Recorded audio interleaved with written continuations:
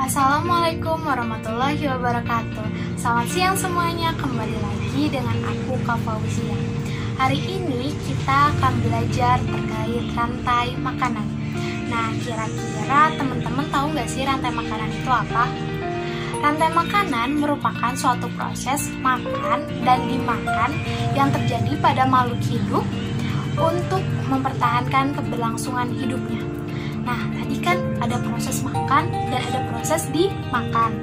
Oleh sebab itu, maka terciptalah beberapa peran. Yang pertama itu adalah peran sebagai seorang produsen, yang kedua ada peran sebagai seorang konsumen, dan yang ketiga ada peran sebagai seorang dekomposer atau pengurai. Nah, kira-kira siapa aja ya yang menduduki tiga peran ini? Kita cari tahu yuk. Nah, yang pertama itu ada produsen. Produsen itu artinya dia mampu menciptakan makanannya sendiri. Nah, biasanya yang berperan sebagai produsen itu ada tumbuhan atau fitoplankton. Yang kedua, itu ada konsumen. Konsumen itu biasanya dia mendapatkan makanannya dari produsen, jadi dia memakan produsen.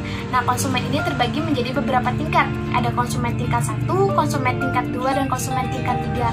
Biasanya yang ada di konsumen tingkat 1 itu adalah makhluk hidup yang herbivora, jadi dia hanya memakan tumbuhan saja.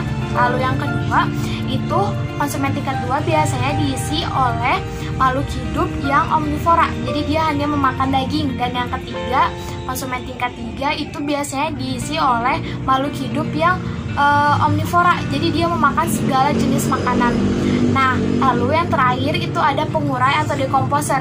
Biasanya pengurai atau dekomposer ini dia diisi oleh bakteri atau jamur.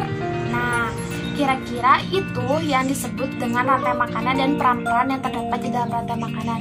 Kira-kira teman-teman udah paham belum terkait apa yang tadi kakak jelaskan? Kalau teman-teman sudah paham, kita analisis yuk gambar yang ada di samping.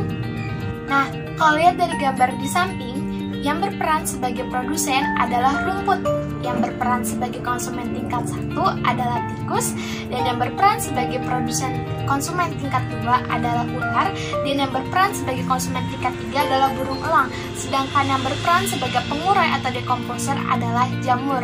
Nah, jadi seperti inilah contoh rantai makanan yang biasanya terjadi di sebuah ekosistem. Jadi setiap makhluk hidup itu saling berkegantungan satu sama lain. Jadi suatu makhluk hidup itu tidak akan bisa hidup kalau makhluk hidup yang lainnya itu punah. Jadi kita harus menjaga kelestarian ekosistem yang ada di sekitar kita. Mungkin sekian yang bisa kakak sampaikan. Terima kasih sudah menonton video ini. Wabillahi taufiq wal hidayah. Wassalamualaikum warahmatullahi wabarakatuh.